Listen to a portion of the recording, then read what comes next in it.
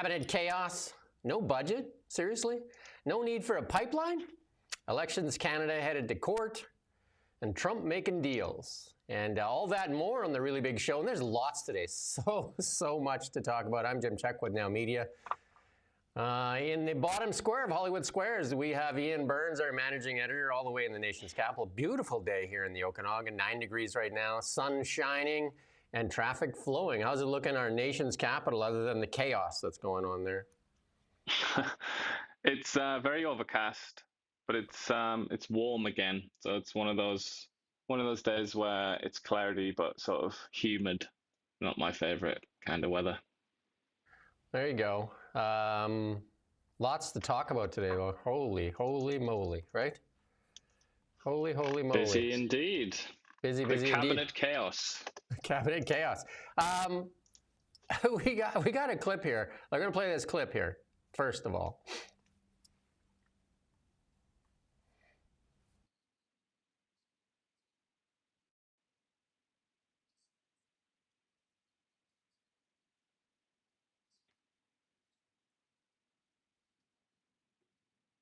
No sound on that for me. As we look to build out this economy, it's my pleasure on behalf of the Cabinet to sign this order to deliver that tax cut et respecter nos engagements, notre engagement pour les Canadiens et les Canadiennes. Thank you very much. So do you get sound the second time? Yeah. There you go. An all-important sound. Does that remind you of Donald Trump? It certainly reminds me of a presidential political system, which is not something that we have in this country. Yeah, so we got this other thing here, and this is from Brian Lilly, and he's saying, we know this too, that he's signing something that is, again, those fake things to make it look like Donald Trump. If he's going to mimic Donald Trump, at least get the big black Sharpie, at least, right? Instead of this squeaky little pen there. Is he mini Trump? He treats reporters no different than Trump, and now he's doing these executive orders? Like, what is that? That's the first time I've ever seen that in Canadian politics. Well, it's the second time I've ever seen it because he did it for the carbon tax. He did it twice. He did it twice, but no time ever have we seen this. And we got another clip. Let's show this second clip here just to show you what we're talking about. Let's play this second clip. So this is January 6th, leading to over $800 of savings for two-income households. We're acting today on that so that by July 1st, as promised, that middle-class tax cut that will reduce taxes for the 22 million Canadians who pay federal income taxes, that tax cut will take into effect. We're acting on affordability as we look to build out this economy. It's my pleasure on behalf of the Cabinet to sign this order to deliver that tax cut et respecter nos engagements. We hope they come out tonight. For the Canadiens et les Canadiennes. See, I'm going to say the Sharpie is much more effective, right? Like Donald Trump's signature as well is a lot more impressive, isn't it? With all the jaggedy lines. What is going on? Like, here's a guy that ran saying that that Donald Trump and the Americans are the evil empire. And here he is mimicking the same thing, and even has like the people clapping just like Donald Trump has in his, he does it in the Oval Office. And all. That's not how Canadian politics are done. No. And I feel like it's just yet another kind of insidious influence, isn't it, from the United States, which has infected so many aspects of Canadian culture, but also British and European cultures have also been affected by it. But I think the election as well was very, very presidential, wasn't it? It was like Carney or Poilievre. I mean, the Carney campaign and the Poilievre campaign, but I mean, since Carney won, we'll talk about him. It completely centered the entire Liberal campaign on this one man. Everything was about Mark Carney. Even in the platform, it was like Mark Carney's platform to, save Canada. And then the Liberal ministers, who we'll talk about it soon, the chaos that they've unleashed because they've finally been unleashed. So they're going crazy in the press. But like during the election, where were they? No. Where was Melanie Jolie? Where was Stephen Guilbeault? Where was Chrystia Freeland? They were all locked away in some basement somewhere, weren't they? And that is an extremely unusual thing to see happen in the Westminster system, because obviously it's not about the Prime Minister. We have to remember, let's be conscious of this.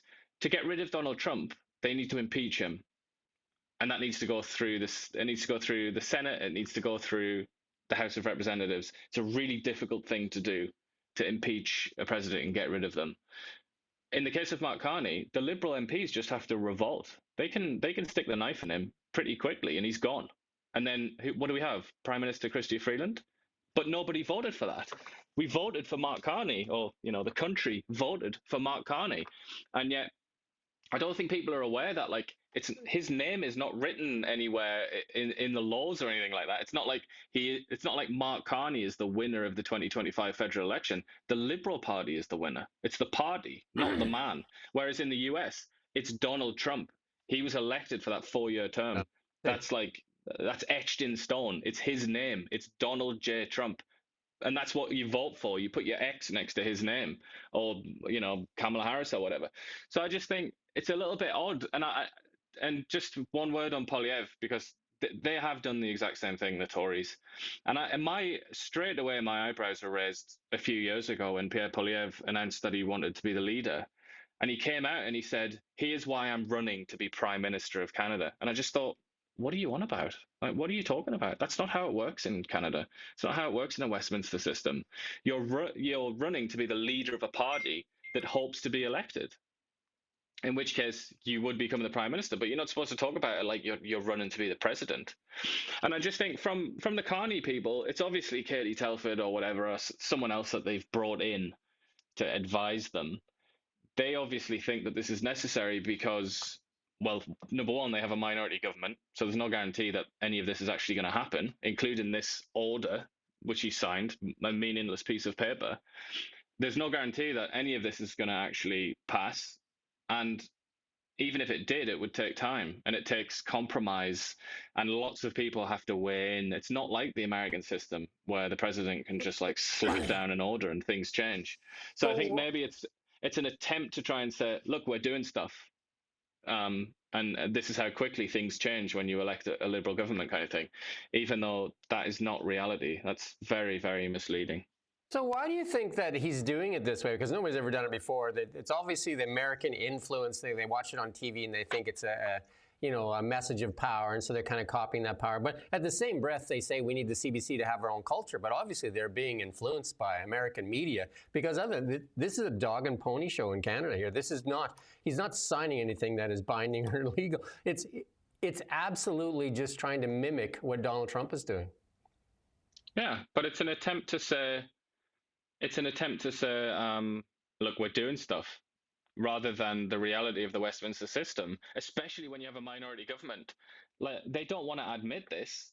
Clearly, they're very embarrassed about this, and they want to keep it under wraps. But minority governments aren't powerful. They're very, very weak. And theoretically, this Liberal government could collapse, not in a few months. That could happen because it's so fragile. They don't have a majority. They can't even pass legislation. So, in a sense, Mark Carney is a bit of a lame duck, but he's trying to present himself as in command. And that's probably for an international audience as well, I think. That's probably for Trump and the Americans to try and fool them into thinking that he actually has control and power. The signing thing got a lot of pushback out there from a lot of Canadians. Not a lot of pushback from CBC, because they should be asking that question, like, what is going on? But I don't know. Carney is also on that. We talked about it yesterday on the British interview there, where he got called out. Well, actually, he called out Trump or Britain for visiting for the Trump visit to Britain. Actually, the other way around, where he got invited. And so this is Carney gets criticized as Britain's invitation to Trump for that second state visit. And it's from direct invite from the King, who is coming to Canada in a few days, so he can take it up with the King, I guess. Yeah. And then coming to town here in Kelowna here, actually, the chief economist of BDC there says that Canada needs its own oil and gas pipelines. And we're going to talk about it later, where Stephen Guilbeault says we don't need any pipelines, we're at peak oil.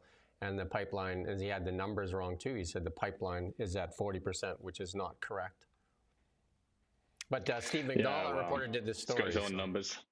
What's that? He's got his own numbers, apparently. But who would have thought, right? Canada's biggest export represents about 25% of our exports. And it's also something that other countries can't take away. Like, for example, the second biggest export, which is cars. And we're seeing that being taken away from us right now. Can't take away oil and gas. And it represents, I mean, it's the bedrock of the Canadian economy. It's the bedrock of our prosperity, even though it might not represent that much of GDP when you look at it like that. In terms of exports, the loonie is completely dependent on it. You can't separate oil and gas from the Canadian dollar. They are basically the same thing, aren't they? So who would have thought? I mean, what madman would have thought that we might need more of that thing that undergirds our prosperity and our entire society here in Canada? Chief economist. I mean, you don't have to ask a chief economist. You could ask a chief parking attendant, and he'd probably know that. But yeah, of course, so not Stephen Guilbeault.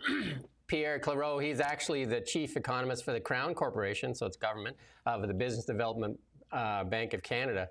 And he said we need to reduce trade barriers inside Canada, which is like a no-brainer. Wonder why it hasn't been done a long time ago. But we need pipelines, right? We need pipelines, we need pipelines, we need pipelines. But it's the same reason. The reason the pipelines haven't been built and the reason that internal trade is still hard, it's the same cause. Special interest groups. Little groups of people that want to keep their very cozy arrangement that they have, whatever that may be, like the various sort of colleges that pretend to keep people safe by harassing professionals in their provinces. They don't want to give that up. And also people that get certain manufacturers, people that make beer and stuff like that, or wine, they don't want to lose their privileges, do they? That's why the internal trade is buggered. And then with the pipelines, it's just other special interest groups like these environmental fanatics. It's just amazing. I mean, you and I talk about this all the time. And a pipeline is generally believed to be the best way to get Canada's biggest resource to both domestic markets and to the coast for exporting. It would reduce our reliance on the U.S. and bring Canada more prosperity. I mean, these are just basic common sense things. But when you listen to Guilbeault, like we had it yesterday, and we might even talk about it a little bit more later on, he says the opposite. And Carney talks about carbon credits and all these things that just get in the way of this. And we have home sales across the country are slowing because people are getting careful with their money. Investment in Canada is falling. We have, I think he's projecting growth in Canada for next year at 0.8%, right? So. Brilliant. Yeah, so not good, right? So if you want to read that story, you can go to colornow.com and you can read that full story here. And here we have Stephen Guilbeault. This is Kevin Vickers put out this post. Stephen Guilbeault was incorrect in saying TMX is only operating at 40%. And if he truly believes oil will hit peak oil in 2029, he's totally incompetent. Yeah, I mean, how many times throughout history, and I'm going to do an editorial on it here later today, how many times have people called peak oil since the 70s? How many times? Far too many times for anybody to come out with a statement like Guilbeault's. And apparently Guilbeault knows more than most people. And this is the same group of people that said gold was an antiquated asset. When Canada sold all its gold, Canada has no gold reserves. And looks like they were wrong on gold as well. And looks like they're going to be wrong. You say gold and oil, right? That's two things. What have they been right about? I think that would be more. You cut to the chase a lot quicker there if you answered that question, because they've basically been wrong about everything. Everything that's happened in the last 30 years. People like Stephen Guilbeault have been wrong about it. But we're supposed to sit here and listen to him, as if he's some sort of wizard that understands the ways of the world. Just like the rest of the Liberal cabinet, all of them have been wrong about basically everything for decades. And we're supposed to listen to them and take them seriously. It's pretty hard to do that.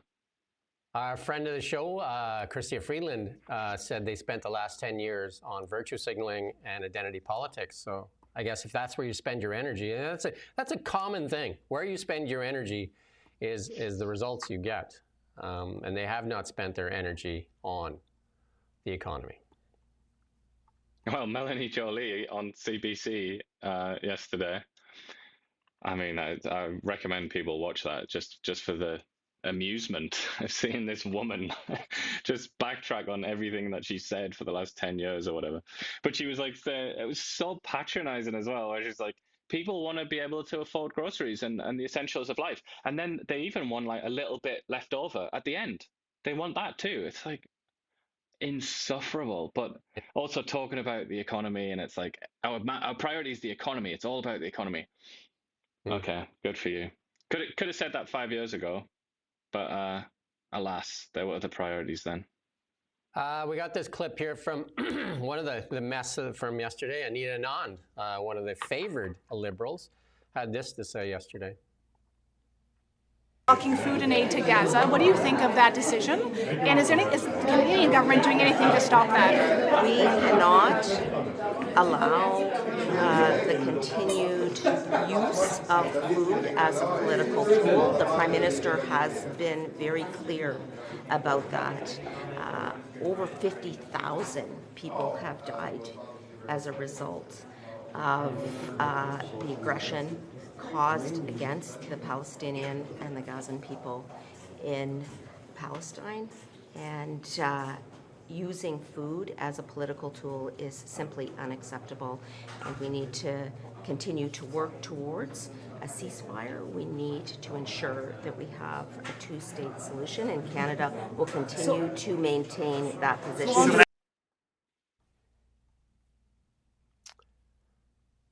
Yeah, there was quite it's a like reaction. It's like listening to somebody. It's like listening to somebody talk about the glories of steam power in the 1980s or something. It's like, what? How out of date? This is Canada's chief diplomat, and she's talking. She's at least 50 years out of date, I would say, talking about two-state solution. I mean, and all the rest of it. Like, for God's sake, man, just go to some conferences, go and do some reading about the Israel-Palestine conflict. I'm just again, Anita Anand, the glorious Anita Anand, who's supposedly got some sort of like 5,000 IQ, gigantic brain and all the rest of it. I just, I have to hang my head. Why aren't they there with Trump in the Middle East tour, where he's actually lifted sanctions against Syria and is trying to broker a deal with, sounds like they're close with Iran, and then pressure is on the Abraham Accords.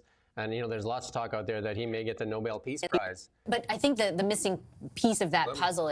Where's that coming from? Vasi, shut up, Vasi. It's not your turn yet. No, I don't know. Like, in general, and this also applies to Carney and Carney's discussions on this subject. Well, first of all, let me say, just to clear my throat, Canada should just shut up about this in general anyway. Canada can't do anything about the Israel-Palestine conflict. It's never going to be able to do anything. Just shut up about it. That's what I would say. Shut up. Go and do something useful with your time, rather than talk about an intractable conflict that you don't even understand. You don't even know the first thing about it. Just shut up. Go and try and improve relations with the Americans or something like that. Like, do something useful with your time.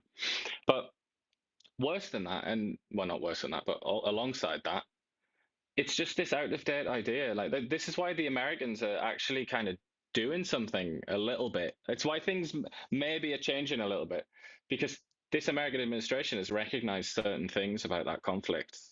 It's updated itself a little bit, updated its knowledge, because it's not the same conflict that it was even 10 years ago, even 5 years ago. It's different now. There are many, many different factors. And you're talking about Trump in Saudi Arabia and all the rest of it. That's pretty important. Like, Israel and Saudi Arabia have pretty good relations now. Like, you would never think that, would you, based on the way that Anand and Carney and the rest of the Liberal Party speak about that conflict? Like, a lot of Sunni Arab countries in the Middle East are actually quite favorable towards Israel because they see Israel as an important opponent to resist Iran. But then we also have Hamas, and not just Hamas, but we have the Palestinian Authority there.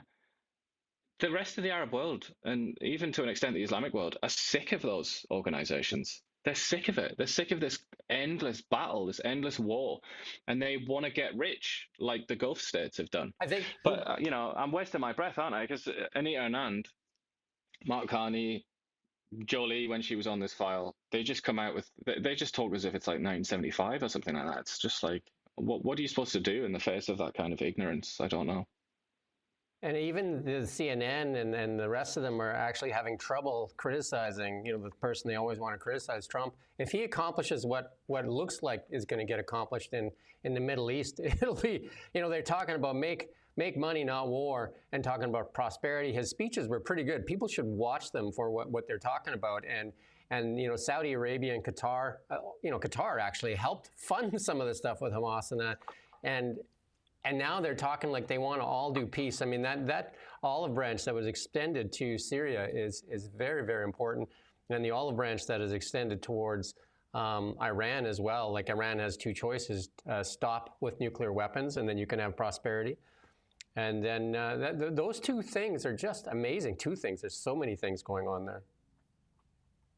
Well, I mean, that speech was quite interesting. Trump's speech in, I think it was in Saudi Arabia. I can't remember where it was now. It might have been when he was in Qatar. But the speech was quite interesting when he started to talk about the failures of neoliberalism and basically talking about like George Bush and the rest of them. That was Saudi Arabia. Thought that they could go, Saudi Arabia, who thought that they could go into the Middle East, for example, Iraq, a country that they didn't understand, as he said, which is completely true. Go into that country and then kind of impose the European, the European style democratic system, as if that was going to work. I mean, for God's sake, again, talk about people that have been wrong for like 30 years. God's sake, the neocons, what a set of losers they were.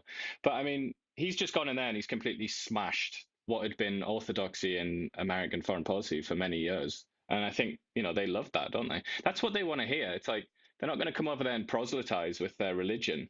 They're going to go over there and try and do business with them. And that's what they've always wanted, pretty much.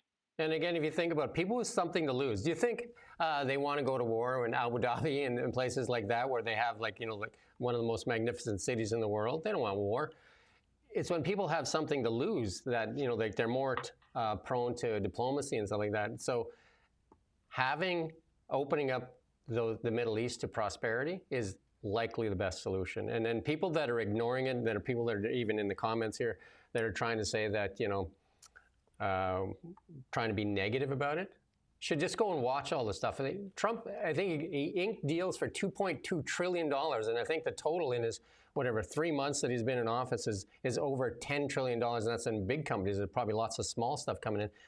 Canada's not inking any deals. They need to get past the identity politics, the virtue signaling, and get down to the one thing we have, that's resources, and start like making things happen as far as our resources go. Yeah, well, that's what Trump's done, hasn't he? He's removed that kind of moral lecture, the moral lecture aspect of American foreign policy. He's just removed it entirely, and he's never really argued any of those points, so it's okay for him to do that. It's a little bit harder for somebody like Barack Obama to do that, because all of his speeches and all of his chat is all about the human rights and international law and all these things that generally were sort of orthodoxy in America for a long time, whereas Trump's never believed in any of that. So he kind of has a free hand to go into the Middle East and do deals with jihadi psychopaths like the illegitimate leader of Syria, for example, or these authoritarian people like the Sheikh in Saudi Arabia and elsewhere. He can do that because that's Trump. But it's a bit harder for the sanctimonious side to do that, isn't it? And not just side. I mean, it'd also be hard for like George Bush to do something like that, obviously. Yeah, it'll be interesting to see because the Liberals embraced the Syrian leader when he took power. And now it'll be interesting to see now that Donald Trump has shaken hands with the Syrian leader, what their reaction will be to the lifting of sanctions with Syria. Mm. We got another cabinet. Mark Carney appointed his former art dealer to cabinet in AI, one of the most important industries in our future. And this is the person that has been appointed. The first time ever we have an AI minister. And it's a former CBC and CTV journalist that was fired from CBC for his art dealings with Mark Carney. His side hustle. Yeah, well, all is forgiven when it comes to politics, isn't it? You can get away with just about anything. And if you draw a comparison to the person in charge of AI, responsible for AI in the United States, and the person responsible for AI in Canada,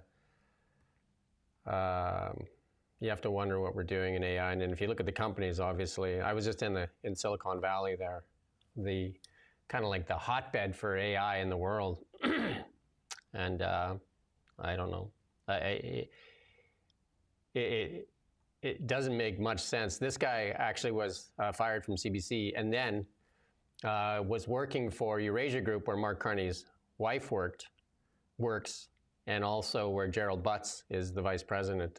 So very, very close ties. And you said it before on the liberal elite, all the people that were close to Justin Trudeau, too, in the same group is still in there.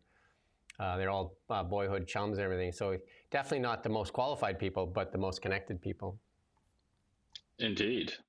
Although Mark Miller's out. Sure, he's not happy about that, but maybe he's still contributing from the sidelines.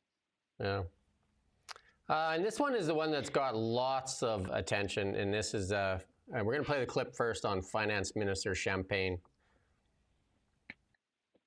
But I think the missing piece of that puzzle is, will you actually do it? And how are you going to pay for it? And the reason so for example, for the fall economic statement, I take your point that it's going to be more thorough. But I remember your predecessor, Chrystia Freeland, instructing us many times, this is not a mini budget. This is just an update on where finances are concerned. And I'll point to, for example, other things that have happened with your government in the past, where you've made a promise to cut consultants and instead the spending on consultants has gone up 13%. Like, how are we as Canadians to hold your government accountable for what you're promising if you're not going to be transparent about it for 6 months or so? And I take your point about the timeline.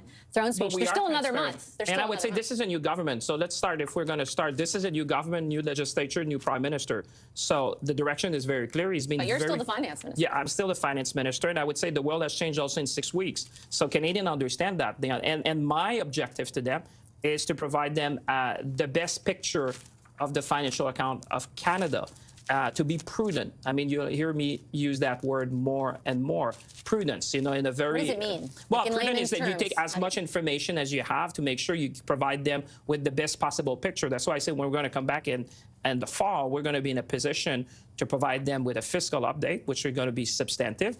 And like I said, there will be no surprises because, the way normally I would agree with you that, the calendar... There you go. Another day, another member of the Canadian elite that doesn't know the definition of a basic word, doesn't seem to know what prudence means. Well, I mean, do you know what I mean? Like, I don't want to sound like a massive pessimist and a big whiner, but what are we supposed to do with these people? Well, like these rule over us, these people. And Champagne, he's just constantly got his eyebrows like in the middle of his forehead, hasn't he? He's like, oh. It's like it's almost like he's been caught stealing cookies all the time, and he's trying to explain. It's like, oh no, actually these are my cookies, and they said I could have these cookies. So I'm just being prudent. We got this tweet here from the Senator Leo Husakas there. Let's put that up there. And this is the part. I mean, this is what I thought too. Like. Carney ran as a central banker. That was his thing. And he can't table a budget? Like that is absolutely ludicrous to me. I just don't understand how you can't table a budget. And it's basically, why are you hiding it? Like, show us where you intend to spend the money. Show us where the revenue comes from. He was the one that was calling out Pierre Poilievre and talking about his budget was nonsense. Well, where's yours? Well, hiding things seemed to work quite well for him during the election. So I assume he's emboldened now and feels like it's a pretty decent thing to do. And then, the Champagne saying this is what Canadians want. They want this $800 for a family of two, so $400 each. This is what they want. Like, he just did it with a pen, didn't he? He just stroked it off with a pen. So let's see the budget. You must have made a budget, so why can't we see it? No? What am I... Like, I mean, it's not a good start, is it? Let's say that anyway. The government's been in power, really, been sworn in for a couple of days, and already the scandals are cascading down, aren't they? Like a glorious waterfall. Well, so I reckon give it a few more weeks, maybe give it a few months, and it's going to break through to the Canadian public, and I think the displeasure will mount. Is this the moment when Canadians realize they've been had? Because, you know, like when he did his you know, when he was just appointed the leader, he had a small cabinet of 23 ministers, and he, you know, he kind of said that he's going to run a leaner, meaner cabinet, and here it is when he gets, you know, he wins the election, and it's 38. Yeah. Well, 39. Sorry, I got that number wrong. 39. 39. Is that what you're including him? Including the big man? Well, this is from Dan Elvis.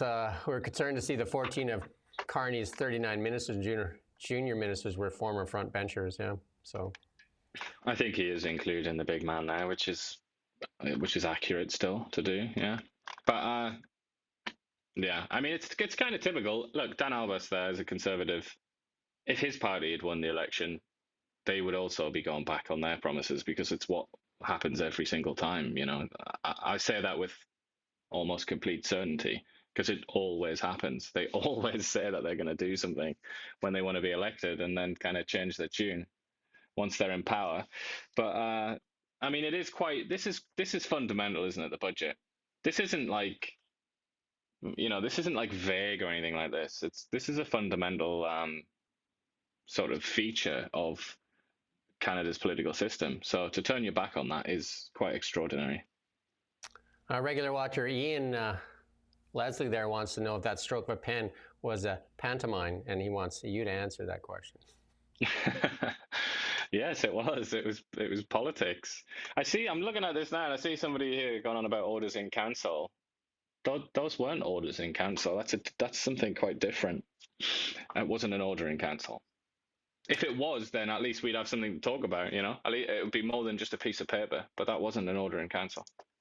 And then another cabinet minister getting a lot of attention, Sean Fraser, who was immigration minister, which was a disaster, and then housing minister, which was a disaster, both of them in crisis. And then he was taking some heat now, and he said that words don't hurt him. And he's going to do most of his job from home when he got interviewed there. Yeah, why not, mate? Why not, eh?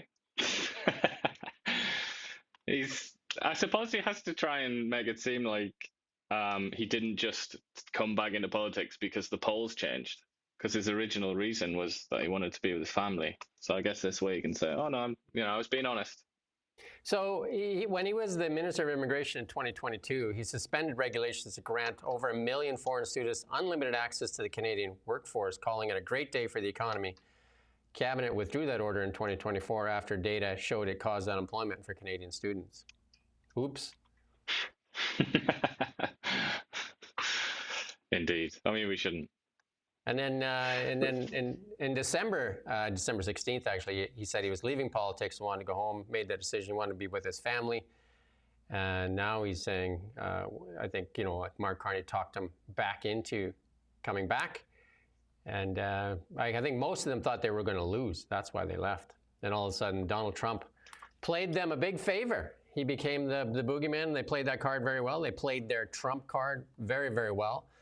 And it doesn't, now it looks like, you know, like that first meeting with Carney and Trump sure doesn't look like what Carney billed it to be. No. And even, I mean, we got a poll come through just now. It's not something that we can put up on the screen, but I mean, it's from Leisure. It came out and said that only 24% of the people that they polled think that meeting will improve relations, and 40% think it'll have no real effect, which is quite interesting to see, isn't it? So most of the largest number of people that polled, the largest group, said that it was pointless, that meeting with Trump, well, which is kind of what a lot of people were saying. Yeah, no, I didn't see anything. There was nothing came out of that meeting, other than basically we were told that Trump helped Mark Carney win the election. He actually took credit. Well, he took credit for it. He said, digs, didn't he, Trump? Yeah, he said, "You owe me because I basically won that election for you." Yeah. I mean, Carney tried to say, like, look, we're not expecting anything. He tried to, like, bring expectations down, didn't he? And it was like, we're just going to kind of get used to each other and have a chat. And I suppose in that sense, that's what I expected it to be. But it was just hyped up so much, wasn't it? But then you can understand why it was hyped, because Mark Carney and his party had just won an election based on that one issue, that one single issue, over and over again, amplified to an extraordinary level. So obviously, when you go and meet them, people are going to be expecting fireworks, aren't they? They're going to expect something big. But he had nothing. Yeah, it was just a meet and greet, wasn't it? And it looks like Canada's starting to walk back all its tough talk too. Canada's effectively, this is from National Post, suspended almost all of its retaliatory tariffs. I mean, there's still quite a few on, so we'll see how that works. Because even China and the United States have paused their tariffs. They're down to like smaller numbers, and it looks like they're trying to make a deal as well. And Canada did all that tough talk. It was Canada and China that really retaliated. Everybody else took a wait and see approach. Yeah, pretty much. Yeah. This is the biggest story, I think, that's going on right now. The Terrebonne riding. The Elections Canada said it's final, and that on that one vote that was Elections Canada made the mistake. Elections Canada actually made the mistake, and they would tie and force a by-election. Here, let's play this clip here from CBC first of all. Set to announce this morning that it is going to challenge legally the election results from the riding of Terrebonne. A judicial recount saw the Bloc candidate lose by just one vote, and yesterday Elections Canada said it would abide by the decision. Now we know what's happening next in the story, and Janice McGregor is in Ottawa with the details. Yeah, we're in a world here, of course, where every seat does count, as the Liberals are very close but do not have a majority government. And we do have several ridings where the results are not final, are still being, subject to recount proceedings. But this one is the closest. As you say, on election night, razor thin. Then the validation process found that it was a Liberal win by one vote. Then subsequently, we had this extraordinary situation where it emerged that there was a voter who had cast a ballot, they said for the Bloc, by special ballot, and that was returned and didn't actually make it because there was a administrative error and sort of the address on the sort of ballot, that was attempting to be sent to Elections Canada was incorrect, something that was the elections agency's fault. Now, trying to see the extent to which this is unprecedented, we're not sure that it's never happened before, but certainly in my time as a parliamentary reporter, I'm hard-pressed to recall something like this happening, at least in recent memory. There you go. I wonder what the News would be doing if that was a Conservative riding that won by one vote. Well, I mean, this is beyond political parties, I think. This is about, like I said yesterday, this is about the health of Canada's democracy at the end of the day. This has just made a complete mockery of that particular election, and it doesn't require a lot of effort for people to make the jump from this one riding to the rest of Canada and to Elections Canada in general, and start to feel a bit sort of doubtful about the whole process. It's completely tragic, and I can't imagine that this is going to stand. I can't imagine that this will stand. I think it's the Bloc candidate has already said that she's considering all options. One would assume she's going to take it to court, but I just think Mark Carney, he's got the power, hasn't he, to get involved there. He's got the power to tell his MP to resign, and then he has the power to call a by-election, and that's what he should do, I think, because this is just ridiculous. It's completely absurd. It's like one of those calls in a sporting game that determines a champion. You know the call was bad. It is just so bad, and it doesn't make any sense that Elections Canada would not count that ballot. This riding seems to be. Well, they say that the rules say that all the ballots have to be in a certain physical place for them to be able to count them. And even though that's a legitimate ballot, it wasn't in that physical area of by their own wherever mistake, they were holding the ballots. By their mistake. Absolutely, and look, it's one vote. I mean, it's absolutely crackers, isn't it? It's insane. It's a single vote that decided this election, and then that's before that we even look at the other several hundred ballots that were rejected. Sometimes they can be challenged, the rejected ballots, because sometimes it's very very odd grounds for rejecting it, like just not slightly outside of the box or something like that. So the whole thing is just very, very iffy, and I think the only sensible thing to do is to have another election, have a rerun there, because it was too tight. We don't really know who won that election, so let's do it properly. Let's have a real one, and it would actually be, I think it would be worse if it goes to the courts and then you get a load of judges that decide. I mean, let the people decide. It's a democracy after all, isn't it? Yeah, and then there was an open call. This is another Holly Dome Blacklock story. There was an open call for anybody that wants to kind of cross over, and then the NDP leader there, Don Davies, not happy with that.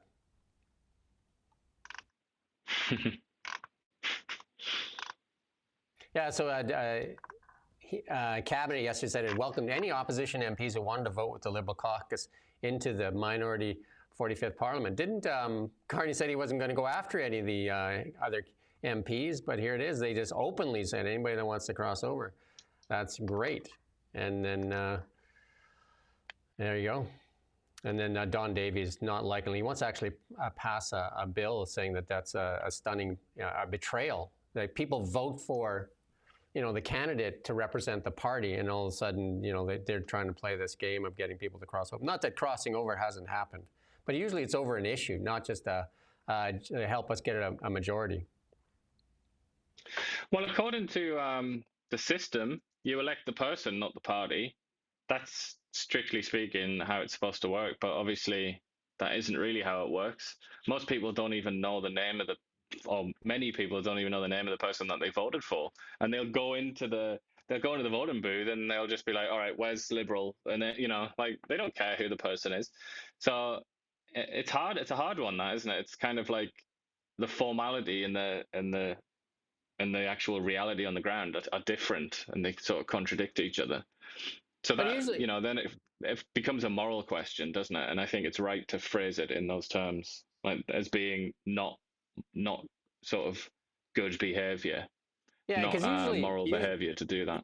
Usually when people cross over, it's over an issue that they have a moral question to or something, and that's what forces them to cross over. It's not usually done out of bribery and, hey, I can give you a cabinet position or something like that so that we can get a majority. That's usually not what happens. They usually make alliances with the party, as opposed to trying to bribe somebody or convince somebody to cross over to help one party get their majority. Yeah, though often, temporal concerns come first, and then after that, they rig up some kind of moral justification. That's politics in a nutshell, isn't it, really? So yeah. I could even see some Tories doing it, and then saying, oh, I didn't like Pierre Poilievre. He was too much of he's too aggressive or something like that. I didn't like what he said. But really, it's just, that's not really what they're bothered about. They're bothered about power. We've seen that many times. Yeah, and the food professor, who's very active on X, and he follows the price of groceries and that quite a bit. And he said, well, Canadians were busy analyzing Carney's new cabinet. The U.S. released its latest inflation numbers. And they said even despite Trump's reckless tariff strategy, food prices dropped to 2.8% lower than in Canada.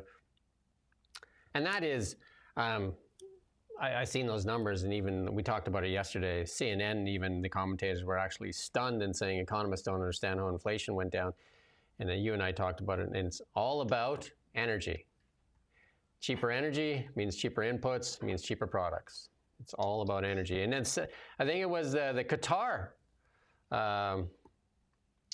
king that said, Amir, I guess, he said, he echoed Trump's language there in Qatar. Drill, baby, drill. Build, baby, build, yes. There you go. But I mean, the American economy is completely unique in the whole world and the whole history of the world. It's not America's not really a country. It's kind of wrong to think of it like that. It's like a continent-sized empire, isn't it? And it doesn't really rely on the world for that much. So it's kind of, whereas we rely on trade a lot more. Like most countries rely a lot on trade, but the Americans don't particularly rely on it. So yeah. There's a few things that people need to understand about the United States of America that makes it very, very strong. Number one is its military.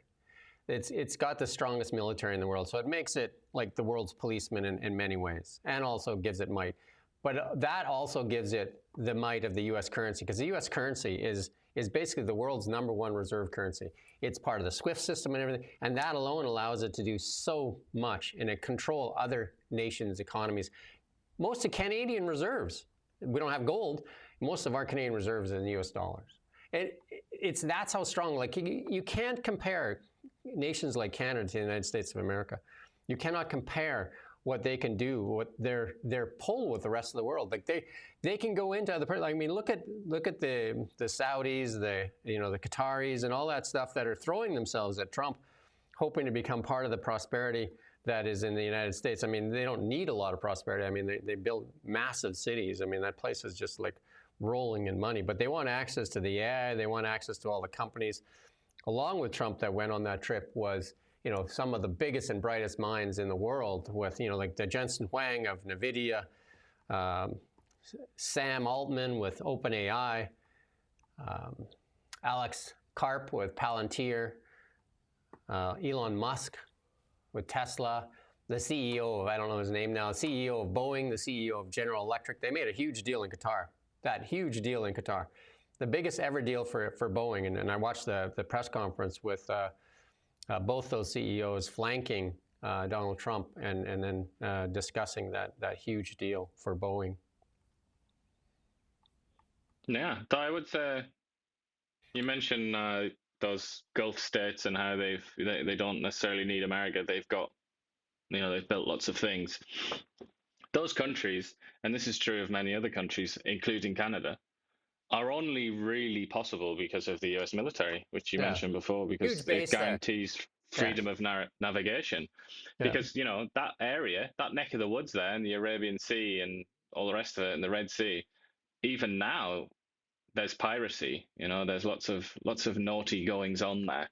But imagine if the US carrier groups weren't hanging around there. You wouldn't just have pirates. You would have naval forces from countries would be going around and slapping people. But the Qataris and the Saudis and the Emiratis and all the rest of them, they've been able to export their stuff, just like the Chinese.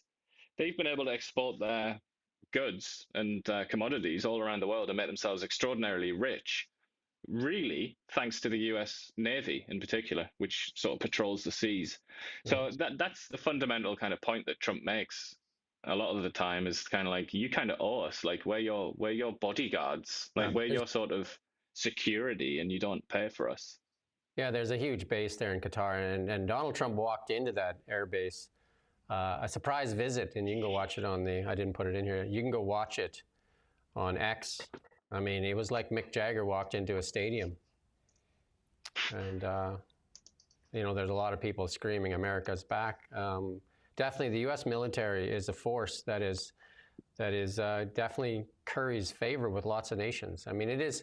I mean, listen to what that English interviewer said when Mark Carney says that we help the Americans. He said, "What with your tiny military? Like, we've neglected our military so badly that you have an English journalist basically mocking the Prime Minister of Canada in an interview."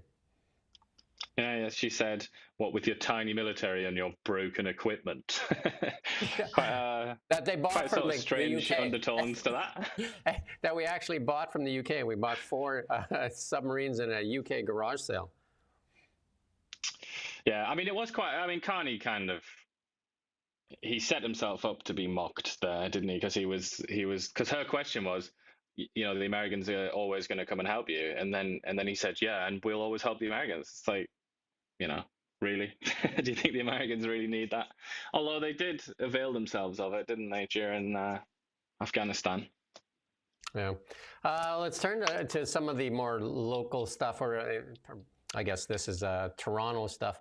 Mayor Olivia Chow is asking the federal government for financial aid amid this senseless trade war. She spent a lot of money on needless things. Now she's asking for money. She's a different character for sure.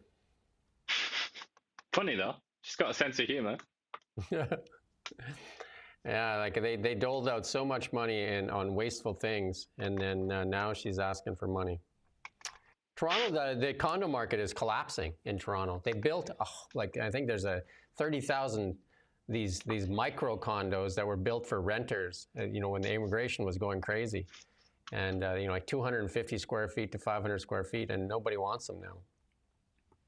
Well, people would have them if they were priced for what they were really worth, like a couple of $100,000 or something like that. People might be interested, but they're not going to pay $700,000-800,000 for something like that, are they? Yeah, and then you put this one here: Canadian sales unchanged in April 2025. New listings fell about 1% month over month. Well, it's actually Korea. The way they've done that's a bit weird, actually, because if you read inside, it's a 10% decline. So April just gone, compared with April 2024, 10% decline in sales, but only a 3 or 4% decline in average prices. So it's that classic thing, like loads of people have bought high and now they're trying to sell, or maybe they've even bought low, but they want to sell high. And to them, the price should always be at least the very peak of the price that it's ever been listed as, so it should be the COVID price, even though we're through that now. So I think there's a lot of reluctance to sell, and obviously there's a huge reluctance to buy, particularly these condos. But they kind of talk about the tariffs as well, and how that's creating an uncertainty in the Canadian economy, which is obviously true as well. We have this clip here from Harman Bangu on the confidence vote here. So let's play this clip.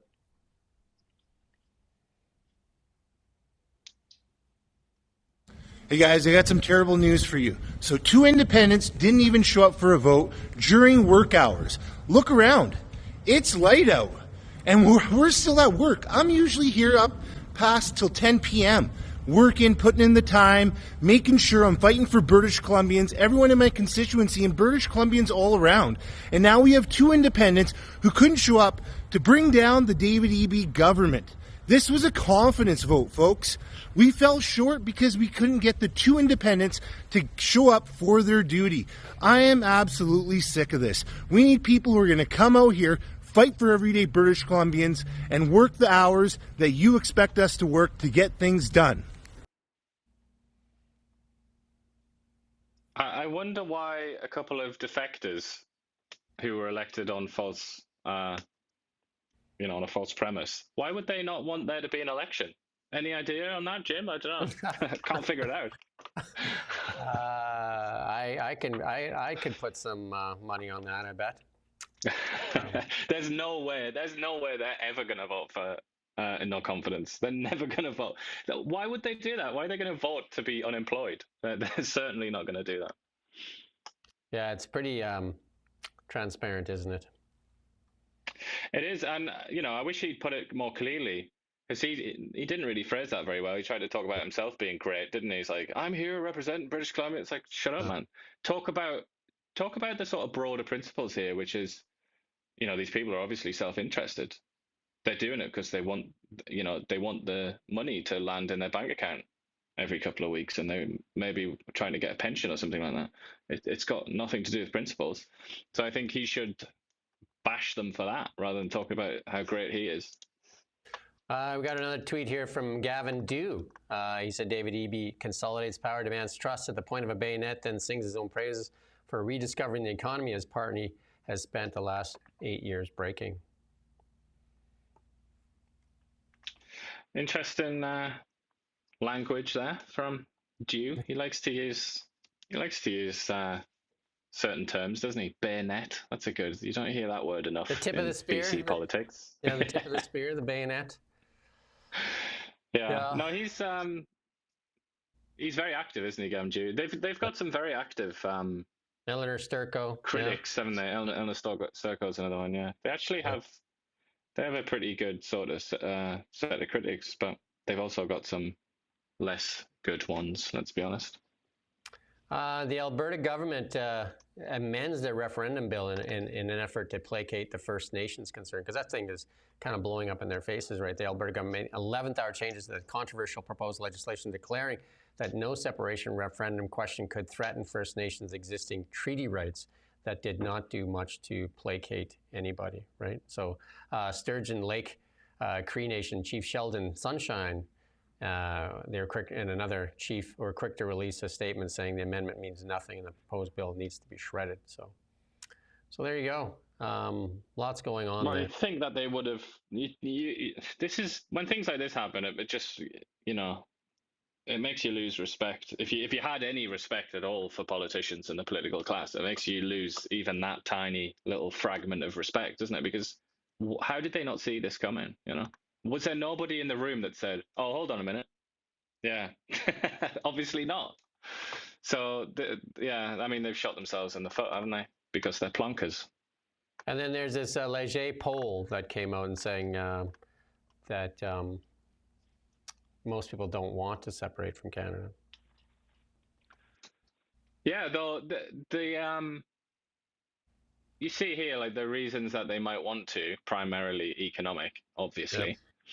But and then the identity question. This is important because that kind of goes both ways. Like they're saying identity is not relevant, but that could be looked at from a federal perspective as being bad, because if usually the reason that you might not want to separate and have an independent country wherever you are in the world is because you're attached to the mother culture, so to speak.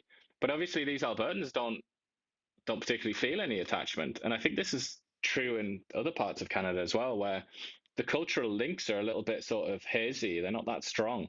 And especially when you got America just down there, like Montana over the border, a lot of Albertans feel that they have plenty in common with people in Montana. It's kind of, and it's similar in BC, where a lot of people in BC feel closer to like coastal Washington, don't they, than they do to the likes of Saskatchewan or something like that.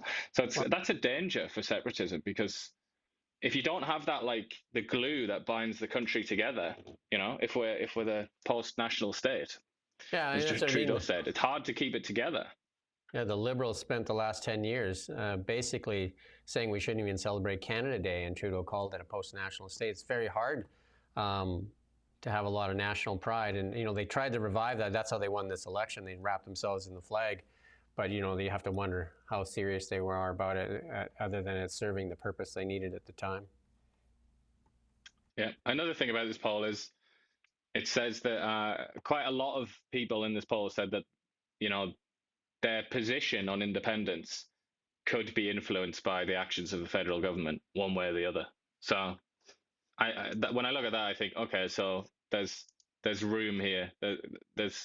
You can play with it and change it, because this poll found just under 30% want to separate.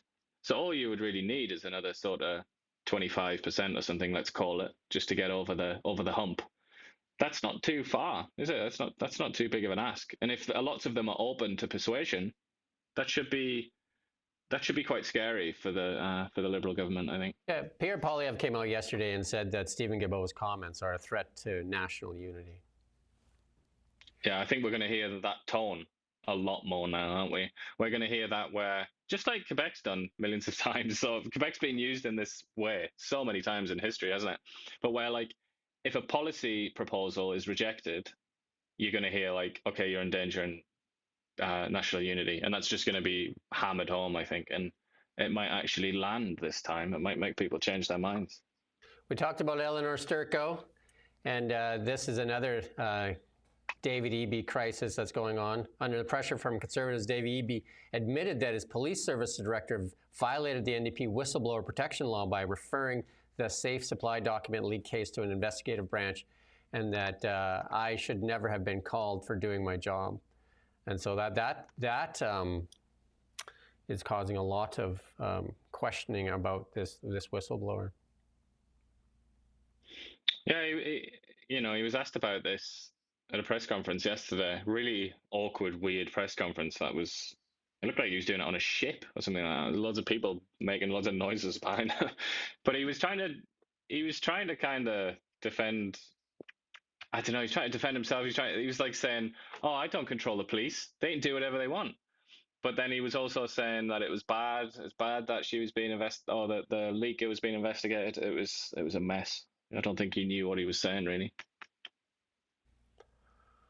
Yeah, let's move on to some international stuff. And this is a tweet out here from Mario Nafal. Iran offers Trump nuclear deal, no bombs, no games, just sanctions lifted. And there you go. They're talking. They're getting close. I think they're getting close. A lot of that stuff is coming through. We got a clip here from actually Trump's arrival in Qatar here.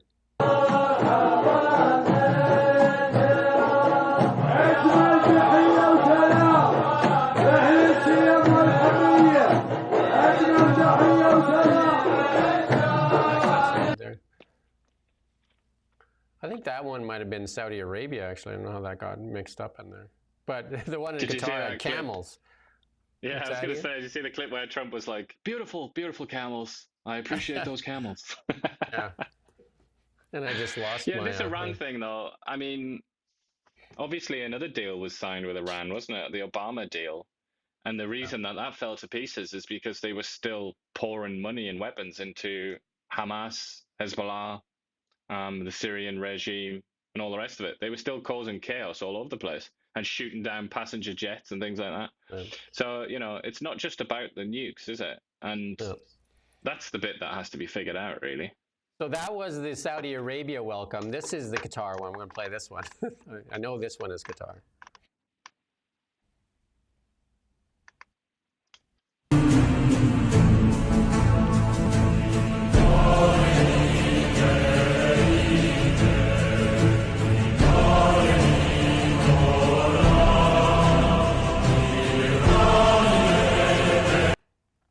Apparently, he's the first president to ever visit Qatar. Really? That's what they said in the meeting there. I suppose it is a pretty sort of tiny spot on the map, isn't it? Not necessarily somewhere that you would think to go. And Qataris have been criticized because they've actually supported some of the Hamas and that in the area, but also there's a big American base in Qatar as well. Yeah, Qataris are a funny bunch. Very, very, very rich, aren't they? It's gas in their case. They're absolutely just full of money. And they send it all to the Europeans, don't they, nowadays? And also the Chinese. Glorious. Their buildings were just covered in American flags and that. Let's move on to markets, so we're trying to get through this here. Stock market.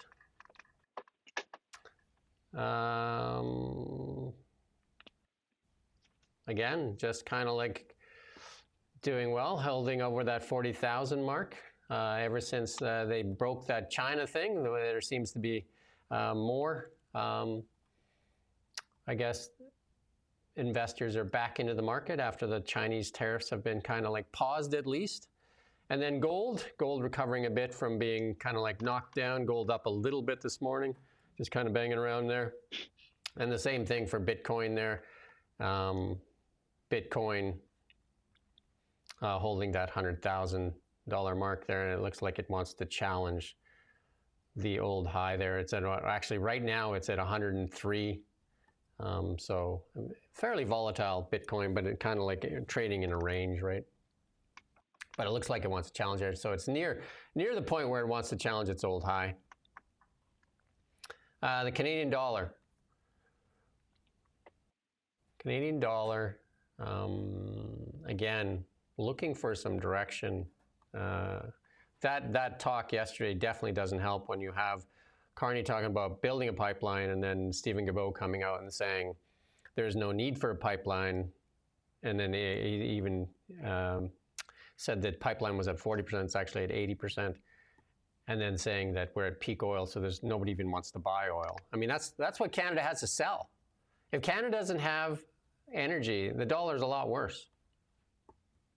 Yeah, more than just $1. I mean, everything's worse. You might find yourself eating oatmeal every day. Some of those crickets that the Liberals couldn't get anybody to eat, they might have to eat them. And I mean, it is nuts, isn't it? Just to take a step back for a second, that a cabinet minister is saying that about Canada's biggest export industry. Can you imagine any other country on this planet where a senior member of the government would say something like that about the main source of their income? I just can't imagine. Like the Russians, the French, I can't imagine any of them ever doing that. I would like to see Guilbeault, Jolie, and Carney sit in a room there and just let Guilbeault talk and see what they say, right? Because she's in charge of the economy now, and then there's Carney there. So just let them, the three of them, talk, and then see what like who's saying what. You know, they spend so much energy on the automotive sector, but you know, like side hustles are becoming so popular with millennials and Gen Z in Canada here, because most people need a secondary source of income. 36% of Canadians aged 18 to 44 now have a secondary source of income. Wow. There you go. Here's some big news. Kevin O'Leary says that he's selling, he's part of the founders of this Wonderfy, and they're going to sell it to Robinhood, which would get Robinhood into Canada. You know, these apps, and we do have a Wealth Simple here in Canada, which allows young people, for sure, young people, to trade fractional shares in companies at small amounts. Like even if the stock's saying, and I'm going to use Tesla as an example, say the stock's trading at, you know, $350 American, or what, $450 Canadian, or yeah, Canadian, you can buy $10 worth of it. You can buy a fractional share, which isn't available on many of the traditional trading platforms. And then usually they have a fee as well. Like if you go to CIBC, you're paying a $7 in and a $7 out fee. So the stock would have to triple if you bought $10 worth of that stock for you to break even. Whereas on an app like Robinhood or Wealth Simple, you can buy, you've done it yourself, you can buy a fractional share, and when you sell it, you get the difference. Like there is no in and out cost, which makes it really attractive for young people, for sure, when they first start investing. You know, I advise young people to open a TFSA and to, I think Questrade also has it. So Questrade, Wealth Simple, and now it looks like Robinhood. It'll be coming to Canada. I mean, that's bad news for Wealth Simple, isn't it? They'll be upset about that. Yeah, for sure. I mean, but also competition is what makes us stronger. And then this is somebody putting out there that if Trump gets what he gets done in the Middle East, he's likely up for that Nobel Peace Prize. On Odds Checker, it says that he is actually leading right now for the Nobel Peace Prize. And then I mean, that's not beyond belief, is it? If you remember that Barack Obama won that prize despite having done literally nothing at all. They just gave it to him. It was hilarious, that, wasn't it? Elon Musk put out this tweet. Neuralink is partnering with the UAE and the Cleveland Clinic. Like Elon Musk went on that trip. A lot of, again, the biggest businesses in the United States and the biggest businesses in the world were on that trip with Trump. Like lots of them, you know, like some of the most influential people in the world. And they were doing deals. Like they had their pens out, like Mark Carney there. They had their actual pens out and they were inking deals. They were doing big deals. Elon Musk did a bunch of deals in Saudi Arabia, and looks like he's doing one in the UAE. Boeing did a big deal, and you know, Jensen Huang did a big deal with chips with Saudi Arabia. So lots of deals happening for American companies in the Middle East there. Well, they've got a lot of capital, and they are also trying to plan for post-oil, aren't they? The real post-oil, not Guilbeault's fantasies of it happening in a couple of years' time, but the real end of oil in like 40 or 50 years or whatever. They're trying to figure out a future. And here's an 0-0 for Canada, Canadian Liberals that like to bloat government, the NDP. The UAE, United Arab Emirates, goes full AI for government. While most countries are still figuring out how to make a PDF editable, the UAE dropped TAM, a sovereign cloud, AI-infused real-time government super app, 950 services, no lines, no forms, just predictive AI handling everything from parking tickets and more. Doge on steroids, or AI. and you know what I mean? Like we add, like look at 38 cabinet ministers. We add departments here. And this is how you get rid of departments and stop the bloat of government. It's amazing because the AI can just do all the work of government, and then these people here who look like government workers, they can just be chess pieces and play chess.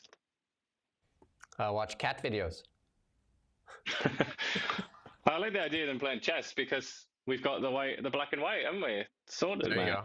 Or checkers, maybe, if that's what you prefer.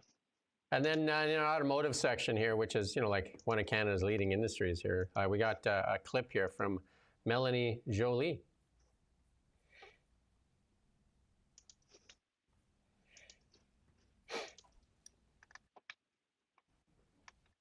No clip?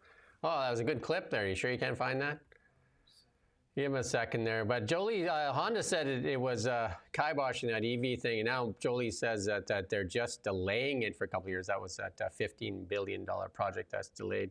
She says she's on the phone with all the heads of GM and Ford and all that stuff. I don't know, are they answering the phone? Because if they don't drop that EV mandate in Canada, they're going to find there's less and less people to phone. Yeah, well, I mean, it's beyond that, isn't it, as well? It's also figuring out this tariff situation, trying to break down Trump and trying to get... Because, some of his acolytes have come out and they've talked about how they believe in Fortress North America and all that. So that would be bringing Canada back in. But it's just... This thing needs to just run its course, and we need to find out what the end result is going to be. Because if he's adamant about that, it's very hard, isn't it, for Canada's auto industry to survive? Any luck with that? No, we're moving on. We're going to go to our memes. There you go. There you go. Justin Trudeau, the budget will balance itself. Famous last words. And then Mark Carney says there is no budget. So we're going to get that up there for you. There you go. Justin Trudeau in his finest moment there when he was... He couldn't find a razor. He looked like Guy Fawkes. He looked like a 17th century nobleman. He couldn't find a razor blade or a pair of scissors. That just seemed very performative. I don't really like that word, but it's the only word I can think to adequately describe what was going on there. Because it was like, oh yeah, we're all indoors, aren't we, guys? So it's like, look, my hair's long and I've got my little 17th century beard out. Yeah. Very, very funny times to reflect on. That's about the time that he said, speaking moistly, isn't it? His famous phrase. Then we have the famous meme here, and this is day one of Carney's cabinet. No affordability issue in Canadian housing, no new pipelines, we have enough, and the federal budget, we don't need one. Why would we? That picture is so funny, isn't it? That's going to be the Canadian meme of the year. It's going to go down in history as one of the best memes in Canadian history. It's all about his face, isn't it? He's just like, it's brilliant. This one from the Toronto Star there is actually a good competition for it. We might see this one over and over again. The all-new cabinet. Guilbeault there looking very, very cool and relaxed. Yeah, I don't know. Have you got? I'm not sure what LeBlanc is doing there. I think he's been listening to Kanye West's new song. Yeah. I can't see it, but you can? Or what's going on? There we go. There we go. Some technical difficulties. We don't get any government funding, so we have to kind of fight through this. There you go. Yeah, no... the all-new cabinet. I've seen a few of those out there. And then this one's again, it sounds like Loblaws is saying that grocery prices might go up. Elbows up, prices up, choices down. There you go. Is that supposed to be Mark Carney there as well? That's quite funny, that looks like an AI-generated one. And then this one is good. This is Furious Democrats. There's Schumer there. Demand to know who's responsible for coming up Biden's decline. There's a lot coming out on that. There is so much coming out on that. There's some responsibility that there needs to be like an investigation into that because there's so much coming out on that. It looks pretty bad from what came out of Jake Tapper's book there. He wrote that with Alex. I can't remember the other guy's name. Alex something.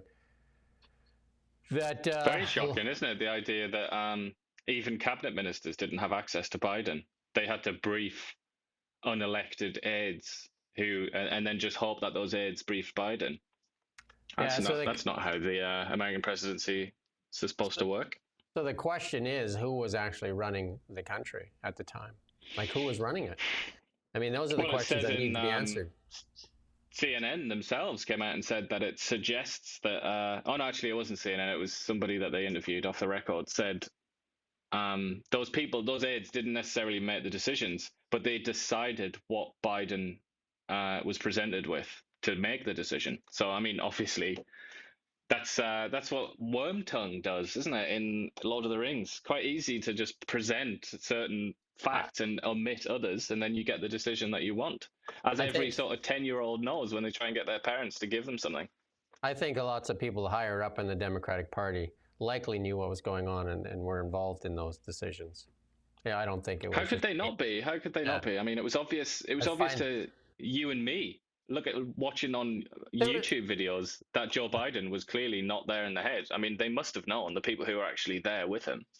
There was that one meeting where Barack Obama was in the White House with Joe Biden in the room. Everybody was surrounding Barack Obama, and Joe Biden was kind of wandering around in that room by himself. And it was a very telling moment. Pitiable. And it was a very telling moment. There was Joe Biden wandering around, the president of the United States, wandering around the room by himself, and Barack Obama comes in like Mick Jagger, and he has the attention of everybody. That's a very telling moment. Isn't that also the one where he tried to get Obama's attention, and Obama wasn't having it? He didn't even turn around. Yeah. I think it was that occasion, wasn't it? Yeah, I mean, it was very pitiable, wasn't it? I mean, Joe Biden's a bit of a bruiser anyway. He's a bit of a greaseball his entire career. He's not a very admirable man, I don't think. But it was still quite pitiable to see the state that he'd fallen into, you know. And there he is still doing interviews. He did an interview with the BBC recently, didn't he? And he's just as incoherent as ever.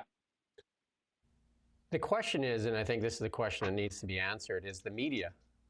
Where was the media in this? And then, you know, when people called it out, Jake Tapper attacked people like Laura Trump and stuff like that.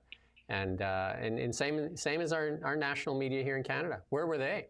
You know, you could see with your own eyes. And you were called either, even here, I was, you know, when I questioned it, I was called a MAGA supporter and a Trumpist, and just because you question stuff with your own conspiracy theorist. Yeah, all those things.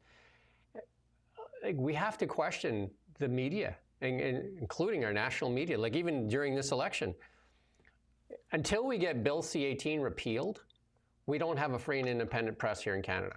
We have media that is living off the handouts of the Liberal government. You can't even say the government, because it's one party of the government that is offering money to media to buy. And until we get Bill C-18 repealed and zero funding for media outlets, will we get a free and independent media?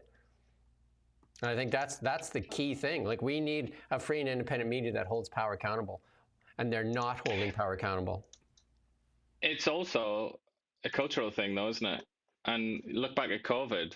Look at the way that people just swallowed the nonsense. You know, look at the way that people seem to willingly accept that it was some kind of racist slur to suggest that the COVID virus had leaked out of the Virology Institute in Wuhan, which was kind of two and two equals four. It was kind of obvious that might have happened, but you were supposed to feel almost like you were some sort of raging Japanese imperialist or something going to attack the Chinese if you suggested that, even though it was, like I say, kind of obvious. And now, of course, that's all washed away and forgotten about. But at the time, you were supposed to feel bad about it. And other questions, like, we had this virus and we were being told that it was extraordinarily deadly and it could kind of really kill a huge proportion of the population. It was like all hands on deck. And then people would say, so why don't we close the borders? And then you were told in that situation that you were somehow like beyond the pale, some kind of racist, until they closed the borders a month later or whatever. It's like, I think we've seen this ritual again and again and again, and it did happen with the Biden thing. And it's kind of linked to social embarrassment, isn't it? And it's kind of like, embarrassment is a weapon that they use. It's like, oh my God, like, how dare you hold such a low status opinion? Like that, the idea that Biden's not all there in the head. Fast forward a couple of years, God, yeah, Biden, he's really not there in the head, is he? It's just, it's the kind of thing that makes you ashamed of the species, I think. And that's how I feel now, talking about it. We're an independent media outlet, and we did do stories on the truckers and that stuff that had Okanagan ties. And we did do stories that, you know, we interviewed fired healthcare workers, and we got so much hate mail for that. And even right now, you and I calling out some of the stuff of the Liberal policies, there's so many people right now that are like, I don't know if they work for the Liberal government or what they do, but they don't even want to listen. They don't even want to listen because the job of media is to hold power accountable. The Liberals happen to be in power. You know, that's who's in power. So that's who we're supposed to hold accountable. And also the job of the media is to be skeptical of official narratives and, you know, official pronouncements and all the rest of it. It's not the job of the media to enforce orthodoxy, which is what we see so often from our excellent friends at the CBC, whose job, it seems to me, is basically to maintain orthodoxy and maintain the status quo position on whatever subject is under discussion. And then that's the key point. Again, Bill C-18 needs to be repealed, and we need to stop funding journalism in Canada by the government. That's the only way you're going to get a free and independent media. And I mean, that is so key. And then media needs to hold power accountable. That's the job. So the people on here, like even commenting with us, saying, you know, like what we are and what we aren't, the job is to hold power accountable. We're supposed to criticize. That's the role of media, to be critical, not to be parroting the narrative. Like during COVID, how many media outlets, national media outlets on either side of the border, were actually pushing back against the narrative? Indeed. But that's the job, you know. You're supposed to be an invigilator. You're supposed to be a skeptic. But so many people don't have that. You know, that's a very rare trait generally anyway, in all walks of life. But unfortunately, it's also rare in journalism now. People just don't think like that anymore. They don't think to question everything, question the sort of the basics, the fundamentals, and try and like look at things from different angles. They just don't do that. And, you know, earlier on when I was slagging off the failures that have been appointed to the cabinet, lots of people, I'd say the majority of people, including in the press, would be thinking that they hear me say that and be like, what are you talking about? Melanie Joly went to Oxford University and she's been a minister for many years, as if that means that therefore she's good at what she does because she managed to go to a certain university and has succeeded in obtaining jobs, but still has nothing to show for her time in those jobs or her time at that university. But, you know, they don't think of it that way. That's another thing, though, credentialist thinking, that way of like just looking at somebody's credentials and being like, all right, well, you're great. And the same's happened with Mark Carney. Mark Carney must be the first or one of the first politicians to be elected purely on his resume, you know, rather than what he's actually done, the actual results. But, you know, now I'm waffling. There you go. That's we'll kind of cut it off there. That's our show for today. It's Thursday, May 15th. If you care about Canadian democracy or democracy in general, you should be voicing your concerns about Bill C-18 and your ability to see news, and voicing your concerns about funding of media in Canada, and asking media to stand on its own, and also allowing media to have the voice that they deserve and that they earned by repealing Bill C-18. With that said, we do thank you for watching NowMedia. We don't just report the news. We live here too. We're your neighbors, bringing you stories that matter to all of us. No government funding, no outside influence. Kelowna Now.